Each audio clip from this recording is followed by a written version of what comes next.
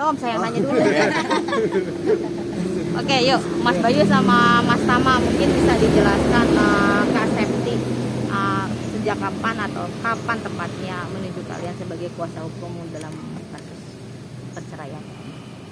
Jadi kita dikabarin sama Mbak Septi 20 Desember. Karena ada permasalahan cekcok antara Septi dengan Mas.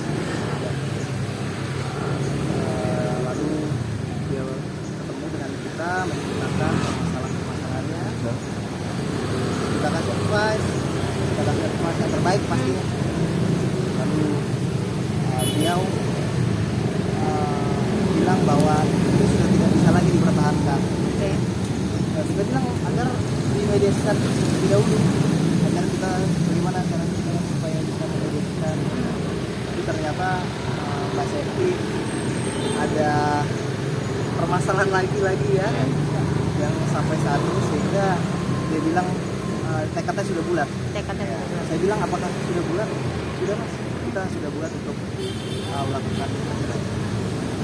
Ya, walaupun memang sejak pertemuan kita pertama kali sebenarnya Mbak Septi pun masih banyak pertimbangan sebenarnya.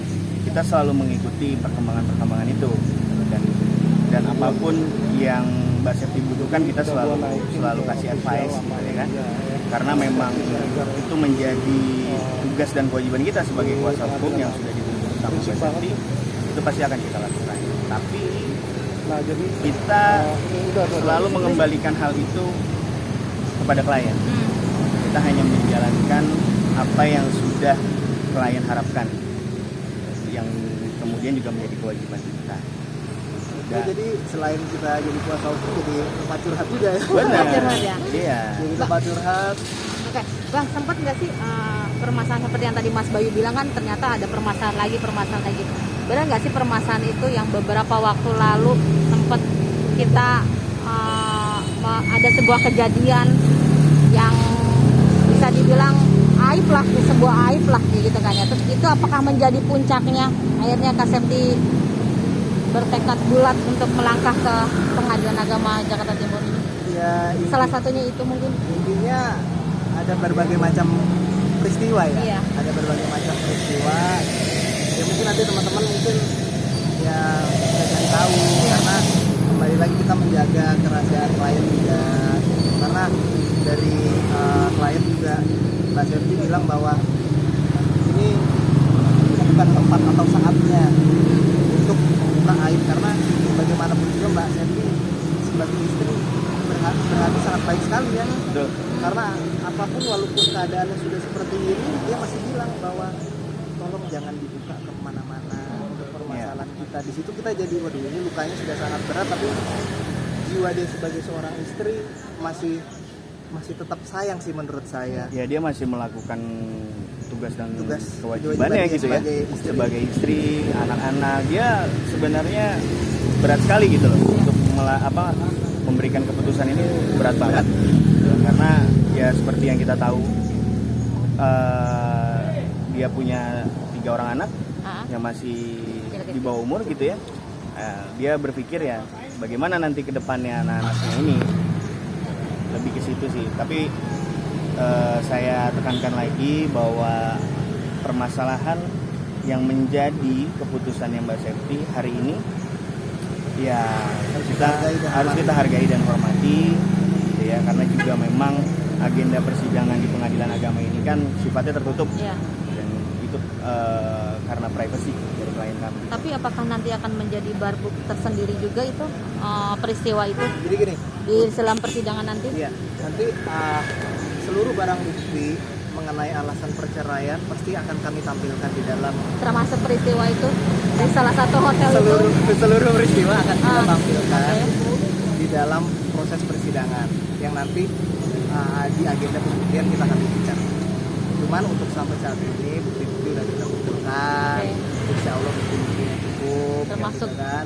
penggerebekan itu ya. Tapi kembali lagi bahwa kita ini kan sebagai kuasa hukum pengennya semua baik-baik aja. Betul. Gitu. Jadi supaya semuanya baik-baik aja, ya kita nggak usah ngomong dulu lah ke arah sana. Sampai pada saat mediasi tidak terjadi kesepakatan bersama. Oke. Ya. Tapi sempat menghubungi Putra Siregar sendiri Oh, sebelum sampai melangkah ke Belum. sini. Oh, belum. belum. Itu kita tidak ada komunikasi dengan Mas Putra Siregar karena yang yang menjadi tanggung jawab kita ya adalah klien kita, Iya. dan cara penyelesaiannya itu semua kita kembalikan kepada Mbak Septi karena itu juga ranah privasinya dia ya. Kita juga nggak mau terlalu ikut campur ke dalam rumah tangganya. Yang penting keputusan inilah yang kita jalankan hari ini. Tapi untuk komunikasi kita nggak pernah menutup komunikasi. Betul. Suatu saat ada komunikasi dengan Silakan aja. pihak Putra Siregar, entah Putra Siregar sendiri ataupun melalui kuasa hukum, kami Terbuka. tempatnya. Kita terbuka banget. Terbuka. Apapun itu yang mau bagaimana cara penyelesaiannya terhadap klien kami, kita sangat terbuka. Tapi kembali lagi kita harus sampaikan ke klien untuk masalah penyelesaiannya seperti apa. Gitu. Kita juga membantu untuk memediasikan, adem-ademin lah ibaratnya, tapi kembali semua ke klien. Tapi berarti belum ada mediasi ya, maksudnya Belum. mediasi di luar Belum. pengadilan ya? Belum ada. Mungkin mediasi di luar pengadilan belum ada sih. Belum ada. Sampai saat ini belum. Sampai saat ini belum ada. Tapi kalau boleh tahu Kak Septi sudah cerita kah atau mungkin bilang sama ke Mas Bayu atau Mas Tama sendiri, apakah Putra Siregar tahu kalau hari ini dirinya menggugat cerai? Oh, kita nggak tahu. Kita nggak tahu. Kita nggak tahu. Kita juga nggak menanyakan sih Iya. mengenai tahu atau tidaknya gitu kan. Yang kita tanyakan, kita fokus kepada pokok perkara. Lalu apakah sudah bulat? Kalau belum bulat ya kita masih mau mediasi gitu. Oh sudah bulat karena sudah diulang berkali-kali Berkali-kali. masalahnya. Ya sudah, saya bilang oke. Kalau memang sudah bulat, kewajiban kita sebagai kuasa hukum kita laksanakan. Jadi Apa yang membutuhkan? wajib karena memang pada saat masuk ke dalam ruang mediasi memang hanya ada Prinsipal ya. prinsipal Septi dengan Putra Siregar Dengan hakim mediator. dengan hakim mediator. Kita sebagai pengawas aja jadinya. Oke. Sip, terima kasih. Oke.